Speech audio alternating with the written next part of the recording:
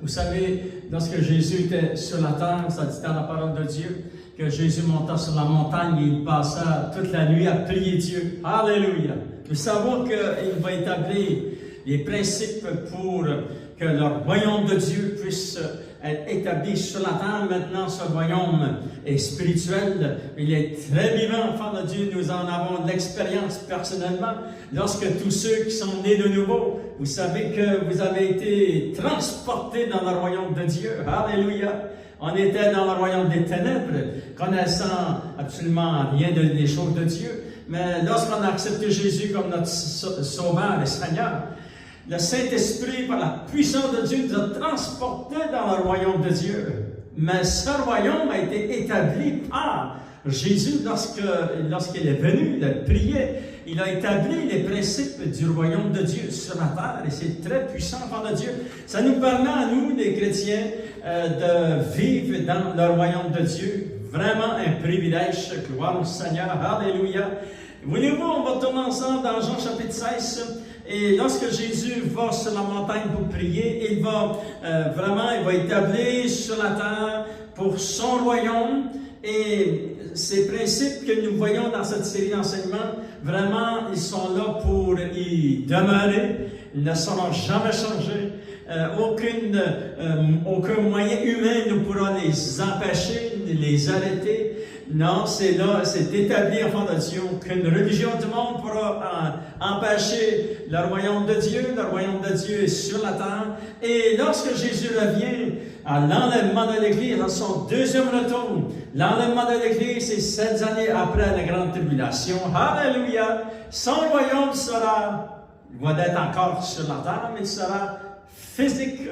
Tout le monde le verra de leur Dieu, enfant de Dieu. Alléluia! Et Jésus sera roi de toute la terre, du nord au sud, de l'est à l'ouest. Gloire au Seigneur. Jésus, enfant de Dieu, va établir sur la terre, pour son royaume, un nouveau langage, un nouveau mode de vie. Gloire au Seigneur.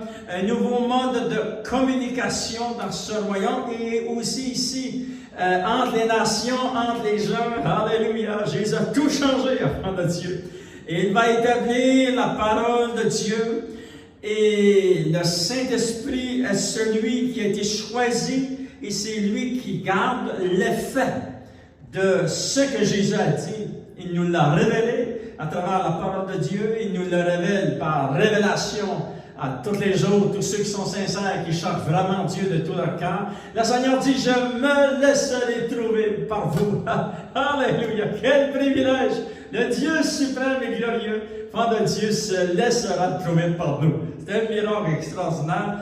Mais le Saint-Esprit, Jésus va établir sa parole sur la terre, qui fait partie de son royaume.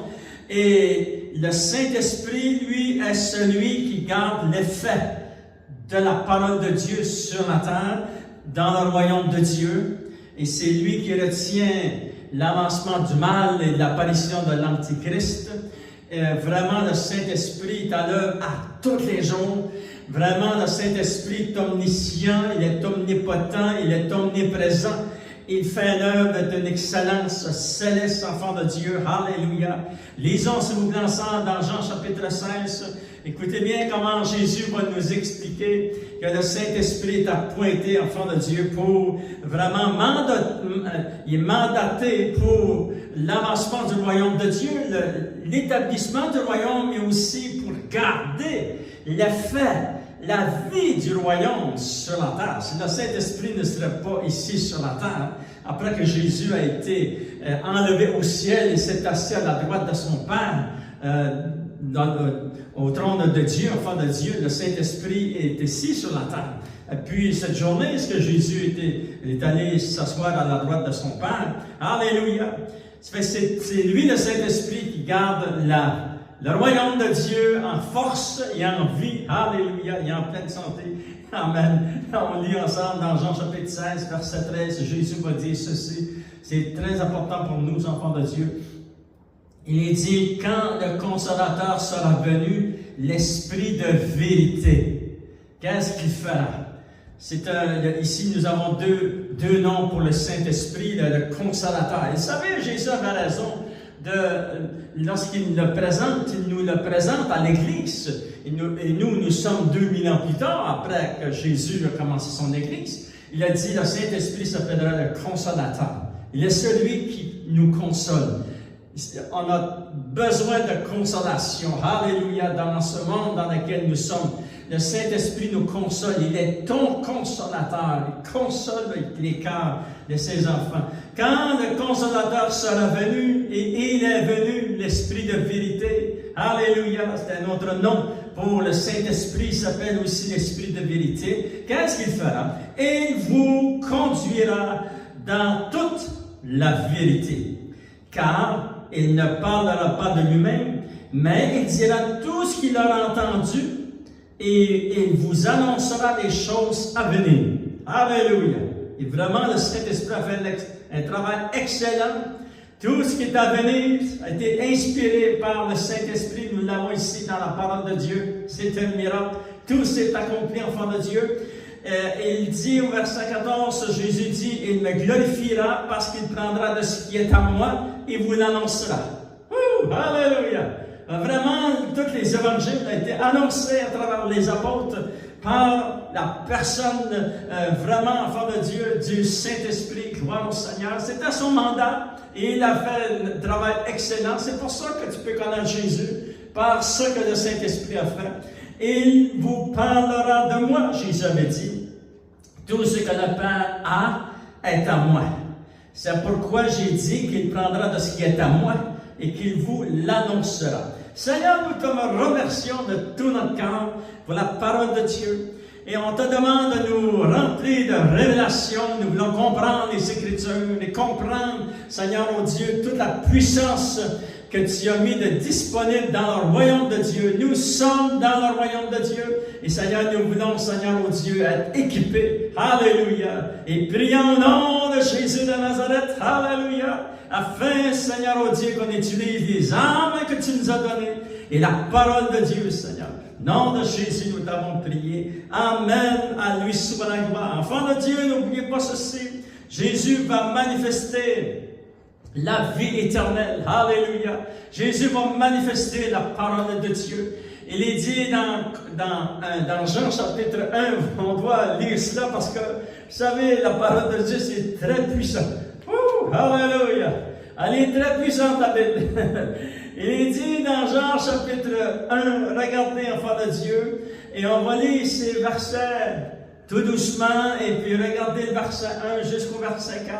Et après cela, enfants de Dieu, on va aller au verset 14, verset 17. Ça dit ceci: au commencement, Alléluia, était la parole, et la parole était avec Dieu, et la parole était Dieu. Elle était au commencement avec Dieu. Toutes choses ont été faites par elle, et rien de ce qui a été fait n'a été fait sans elle. En elle était la vie. Alléluia. Dans la parole qui était Dieu, auprès de Dieu le Père, il y avait la parole de Dieu. Et cette parole était Dieu, et la Bible dit. Et dans cette parole, regardez au verset 4, ça dit, en elle était la vie. Et là, ici, on ne parle pas de la vie humaine, on parle de la vie céleste, la vie glorieuse du royaume de Dieu. En elle était la vie. Et dans la vie, et la vie était la lumière des hommes. Alléluia. Fait que vraiment ici, nous avons beaucoup de révélations. Jésus, enfant de Dieu, la parole de Dieu. En cette parole était la vie. Lorsqu'il s'est manifesté, la vie éternelle s'est manifestée. Et dans cette vie, c'était la lumière de Dieu. Alléluia. Regardez comment cela s'est développé. Il est dit au verset 14, et la parole a été faite chair. Alléluia. Et nous savons, sans l'ombre d'un doute, que la parole de Dieu, c'est Jésus. Voyez-vous, ça dit, et la parole a été faite chair. La parole de Dieu, la parole a été faite chair. Cette parole était la vie. Elle était la lumière de Dieu. C'est-à-dire que lorsque tu regardais à Jésus, et lorsque tu entendais Jésus prêcher la parole de Dieu, c'est la vie qui te parlait, c'est la lumière de Dieu qui était manifestée. Wow, quelle puissance qu'ils ont vue! Et ça dit, et la parole a été faite chair, et elle a habité parmi nous. Et dans cette parole, elle était pleine de grâce et de vérité. Et nous avons contemplé sa gloire. La gloire comme la gloire du Fils unique venu du Père. Alléluia! Jean, c'est-à-dire, lui a rendu témoignage. Il s'est écrié, c'est celui dont j'ai dit, celui qui vient après moi m'a précédé, car il était avant moi. Nous savons ici que ça parle de Jean-Baptiste, c'est ça que Jean-Baptiste a dit de Jésus. Alléluia! Il a dit, lui, il était devant moi. Alléluia! Il m'a précédé. Gloire au Seigneur. Et lorsque vous lisez les évangiles, vous découvrez tout ce que Jean-Baptiste a déclaré par rapport à Jésus. Gloire au Seigneur. Et ça dit, et nous avons tous reçu de sa plénitude grâce pour grâce. Car la loi a été donnée par Moïse. Et la grâce et la vérité sont venues par Jésus-Christ. Alléluia. Personne n'a jamais vu Dieu. C'est-à-dire, personne n'a jamais vu Dieu le Père. Mais le Fils unique, lui, il l'a vu. Alléluia. Et qui est dans le sein du Père? Celui qui l'a fait connaître. Si tu as vu le Fils, comme Jésus l'avait dit, tu as vu le Père. Alléluia! Parce qu'ils sont un ensemble, enfants de Dieu. Même lorsque Jésus a fait son ministère, il était Dieu le Fils. La parole a été faite chair, c'est-à-dire que la vie céleste a été faite chair. La lumière de Dieu a été faite chair, enfants de Dieu, et c'est glorieux. Et vous savez que Jésus est la vie qui a été manifestée. Gloire au Seigneur. Jésus est la parole de Dieu qui a été manifestée.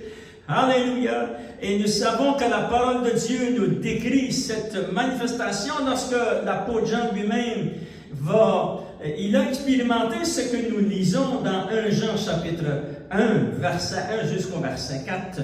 Lui, il va expérimenter pour 3 ans et demi lorsque Jésus était devant lui. Mais lorsqu'il reçoit la révélation de 1 Jean quelques années plus tard, il va réaliser que vraiment Jésus qui était devant lui était la vie manifestée. Alléluia. Il était la lumière de Dieu manifestée. Il était la parole de Dieu manifestée.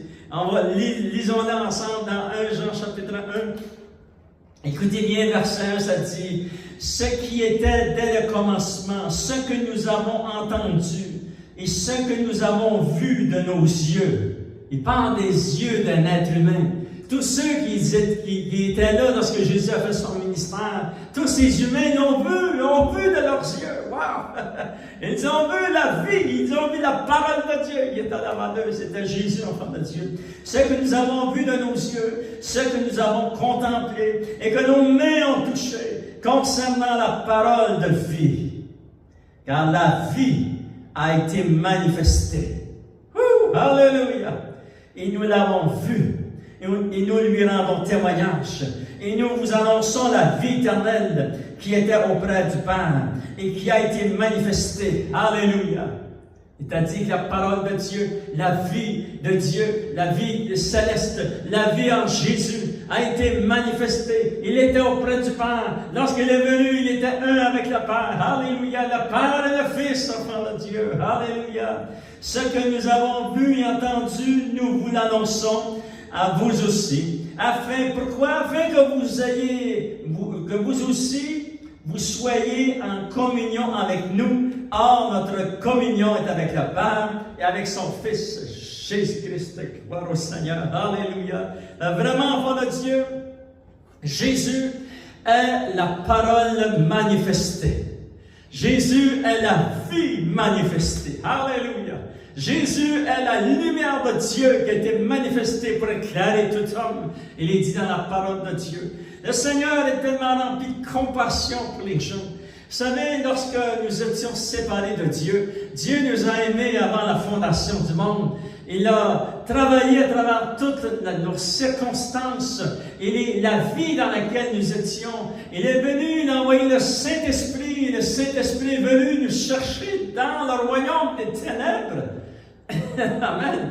Nous étions loin, nous étions dans le royaume des ténèbres. Le Saint-Esprit est venu. Il est venu nous chercher. Il nous a transportés dans le royaume de Dieu. Quel amour Dieu s'est manifesté enfant de Dieu. Vous savez, Jésus est la parole glorieuse de Dieu qui a été faite chair. Jésus est la vie qui a été manifestée. Jésus est l'écriture vivante et manifestée de Dieu. Alléluia. Jésus est la parole vivante manifestée du cœur de Dieu le Père à cette population mondiale. Jésus a manifesté cette puissance. Alléluia. C'est glorieux tout ce que Jésus a fait, enfant de Dieu. La parole de Dieu était la vie et la parole de Dieu était la lumière de Dieu.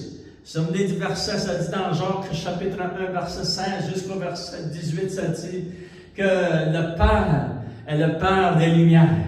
Lorsque vous entendez le mot lumière dans la parole de Dieu concernant Dieu le Père et Dieu le Fils, enfant de Dieu, ce mot lumière veut dire la présence réelle et tangible de Dieu manifesté. Wow! Alléluia! Jésus a manifesté la présence réelle et tangible de Dieu son Père. Alléluia! Gloire au Seigneur, la parole de Dieu a été manifestée, c'est-à-dire l'écriture de Dieu a été manifestée. Lorsque Jésus a parlé, il a parlé sous l'inspiration et avec le Saint-Esprit, enfant de Dieu. Ses paroles étaient infaillibles, ses paroles étaient esprit et vie. Gloire au Seigneur. Et vous pouvez avoir confiance à 100% à tout ce qui est écrit dans la parole de Dieu. Alléluia. Parce que cette Bible est inspirée du Saint-Esprit. Alléluia. Et le Saint-Esprit, Dieu, le Saint-Esprit est avec nous sur cette terre. Quel privilège d'avoir été sauvé et d'avoir été choisi, de demeurer attaché de tout votre cœur au Saint-Esprit, à Dieu le Père, Dieu le Fils et à la parole de Dieu. Gloire au Seigneur.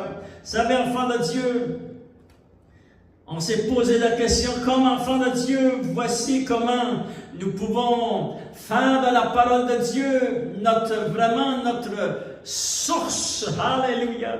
Comment rester en amour avec la parole de Dieu, même après 3 mois de marche avec le Seigneur, 6 mois de marche, après 6 ans, après 40 ans, après 50 ans. Comment on peut rester en amour avec le Seigneur? Vous savez, dans l'Apocalypse, ça dit, tu as perdu ton premier amour, retourne dans ton premier amour. Mais quel était ce premier amour? Ce premier amour, c'est que tu croyais à la parole de Dieu. Le Saint-Esprit t'avait touché. Alléluia. Et là, tu es en amour avec Dieu.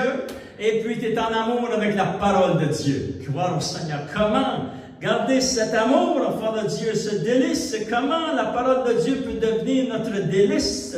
Alléluia. Parce que c'est très important. Nous devons connaître la parole de Dieu et nous devons demander au Seigneur, Seigneur, je veux aimer ta parole, Seigneur, parce que c'est très important. Et regardez, enfants de Dieu, première chose, comment aimer la parole de Dieu. Nous voulons aimer la parole de Dieu.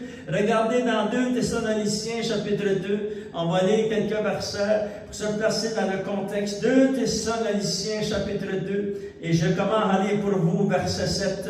Alléluia. C'est plus qu'important. Alléluia. Aimer la parole de Dieu. Regardez qu'est-ce que ça dit dans la parole de Dieu. Ça dit, quand le mystère de l'iniquité agit déjà. Et on n'a pas besoin de regarder loin pour voir le mystère de l'iniquité. L'iniquité partout, mon ami. Ça agit déjà, ça agissait au temps des apôtres et ça agit encore aujourd'hui. Il faut seulement que celui qui le retient encore ait disparu. Et nous savons que celui qui le retient, c'est le Saint-Esprit qui retient, qui renverse les plans de l'ennemi, qui renverse les plans du gouvernement mondial, qui renverse le mal. Alléluia. Gloire à Dieu que le Saint-Esprit retient tout cela au fond de Dieu. Il retient tout cela. Wow! Si le Saint-Esprit devait aller le péché, c'est ça qui va se passer dans les 7 années de la grande tribulation. Mais maintenant, il le retient. Alléluia. Puis on dit merci Seigneur. Regardez, ça dit, et alors paraîtra l'impie. Ça, c'est l'Antéchrist, c'est que le Seigneur Jésus détruira par le souffle de sa bouche et qu'il anéantira par l'éclat de son avènement. Ça, c'est écrit dans l'Apocalypse, chapitre 19, après les 7 années de la grande tribulation. L'apparition de cet impie avant La grande tribulation se fera par la puissance de Satan avec toutes sortes de miracles, des signes, des prodiges mensongers et avec toutes les séductions de l'iniquité. Pour ceux qui périssent parce qu'ils n'ont pas reçu l'amour de la vérité pour être sauvés. Alléluia. Ici, vous avez une révélation. L'amour de la vérité. Nous devons aimer la parole de Dieu. Et c'est ça, enfant de Dieu, qui nous garde dans le salut. Ça dit, travaille avec crainte et tremblement à ton salut. Garde ton amour dans ton cœur et ta passion pour la parole de Dieu. Garde sans feu. Alléluia. Que ce soit toujours vivant devant tes yeux. Et à chaque matin, lorsque tu te lèves, tu vas méditer les choses de Dieu. C'est très important parce que c'est ton amour pour la parole de Dieu qui est la vérité. Regardez, ça dit, les gens vont périr parce qu'ils n'ont pas reçu l'amour de la vérité pour être sauvés. Mais nous l'avons reçu, l'amour de la vérité pour être sauvés. Alléluia. On l'a reçu le premier jour de notre nouvelle naissance. Et c'est à nous de garder, de cultiver, de grandir dans les fruits de l'Esprit et avec la personne du Saint-Esprit, afin que cet amour grandisse en nous, enfants de Dieu. Alléluia! Parce qu'on ne veut pas perdre cet amour. C'est très important. Aujourd'hui, il y a tous les moyens, sont devant nos yeux, sont en activité, tous les moyens que l'ennemi utilise, tous les moyens de séduction sont devant nos yeux. C'est déjà commencé, ces choses-là, parce que Jésus revient bientôt, l'enlèvement de l'Église arrive bientôt. On ne sait pas l'heure, ni la date, ni le jour, mais on veut être prêt. Et si on regarde, on a du discernement, on voit vraiment que c'est vraiment dépasser les bornes, toutes les séductions du péché qui est devant nos yeux. Alléluia! Ça fait que gardons nos yeux fixés sur le Seigneur, enfant de Dieu. Et ça dit au verset 10, et avec toutes les séductions du péché, de l'iniquité, pour ceux qui périssent, parce qu'ils n'ont pas reçu l'amour de la vérité pour être sauvés. Aussi Dieu leur envoie une puissance d'égarement pour qu'ils croient au mensonge. Vous savez, enfant de Dieu, nous avons des pays aujourd'hui qui croient au mensonge. Au mensonge à tous les jours. On est élevé dans le mensonge. On est élevé dans des sociétés où c'est la fondation de tout cela. C'est le mensonge. Fait qu'on a entendu à tous les jours que jusque du mensonge, les demi-vérités. Demi-vérité, c'est le mensonge. Et puis, nous voyons que vraiment, on veut être sur nos gardes. Et on veut demander au Seigneur, Seigneur, montre-moi la vérité. Et je veux rester dans la vérité. C'est pour ça que l'amour que tu as dans ton cœur, pour la parole de Dieu, pour la vérité, c'est vraiment elle qui te sauve. Gloire au Seigneur, afin que tous ceux qui n'ont pas cru à la vérité, mais qui ont pris plaisir à l'injustice, soient condamnés. Mais nous voyons que, vent de Dieu, nous voulons aimer la parole de Dieu. C'est elle qui va nous garder dans la vérité, qui va nous garder à se nourrir de la parole de Dieu. Ayez aucun doute dans votre cœur, ce livre, c'est la parole de Dieu. Alléluia! Et s'il arrive qu'il y en a des doutes, repoussez-les, s'il vous plaît. Repoussez à gauche, repoussez à droite. Gardez le bon combat lorsque Satan voit ses flèches enflammées. Élevez le bouclier de la foi. Quel est ce bouclier de la foi? C'est la foi que tu as dans la parole de Dieu qui devient un bouclier. Alléluia! Comment te défendre contre les ruses de Satan? Tu prends la parole de Dieu qui est l'épée de l'esprit. Et tu détruis les œuvres de Satan. Alléluia! Voyez-vous comment la parole de Dieu est très puissante? Elle est importante pour le royaume de Dieu. Elle est importante pour les enfants de Dieu. Deuxième chose, enfants de Dieu, qu'on veut faire avec la parole de Dieu, nous voulons avoir la foi dans la parole de Dieu. Dans toute la parole de Dieu. La parole de Dieu, nous devons y croire. Que la Bible, c'est la parole de Dieu. La Bible, c'est l'écriture de Dieu. La Bible, qui en est l'auteur? C'est Dieu qui est l'auteur. Dieu, le Saint-Esprit, en est l'auteur.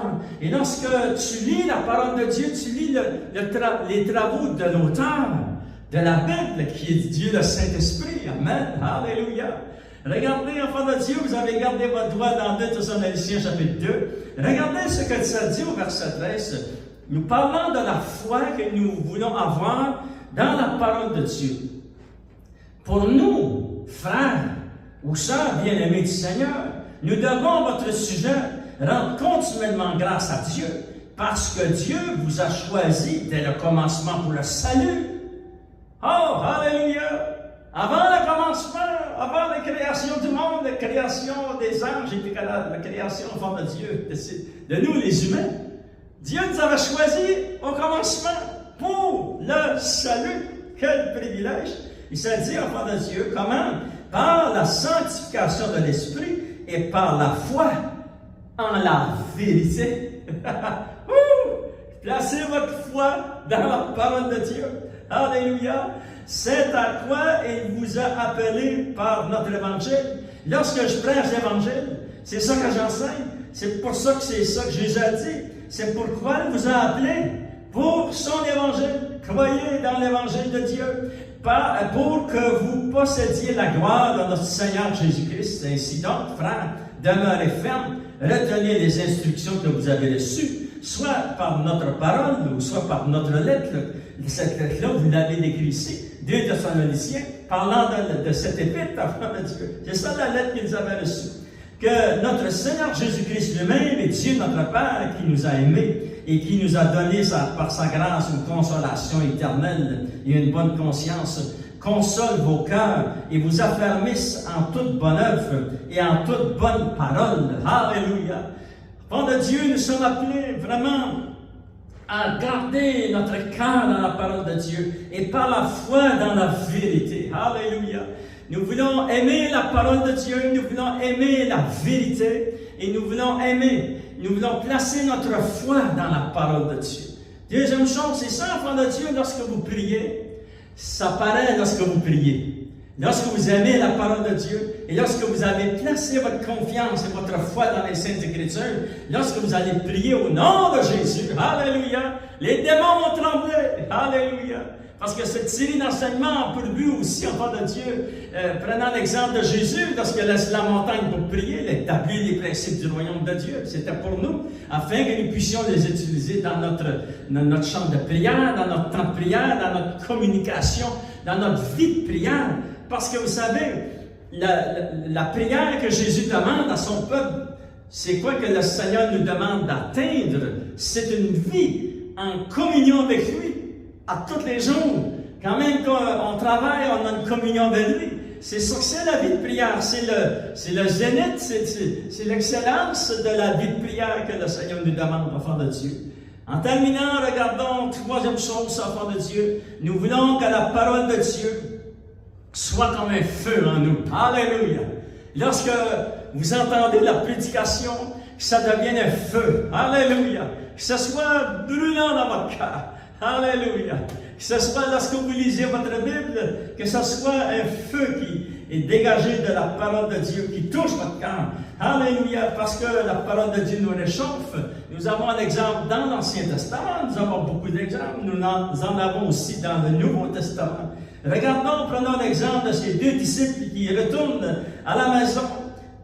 Et puis Jésus, le dimanche de sa résurrection, va venir marcher avec eux sur le chemin qui montait vers leur foyer, dans Luc chapitre 22. Et là, Jésus, enfant de Dieu, va prendre la parole et au verset 25, Luc chapitre 24, excusez, au verset 25, écoutez bien qu'est-ce qui va se passer lorsque Jésus va parler de la parole de Dieu. Écoutez bien qu'est-ce qui va se passer dans le cœur des deux disciples. Ça dit, alors Jésus leur dit aux hommes sans intelligence, et donc le cœur est lent à croire tout ce qu'ont dit les prophètes.